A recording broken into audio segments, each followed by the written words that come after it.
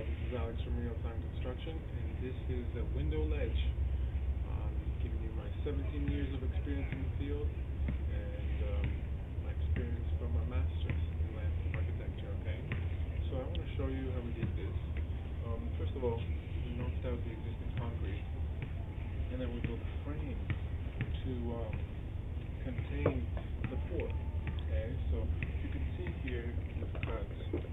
There's a slope along the steps in here, so we had to cut a little wedge to fit the elevation change, and then we have flat piece.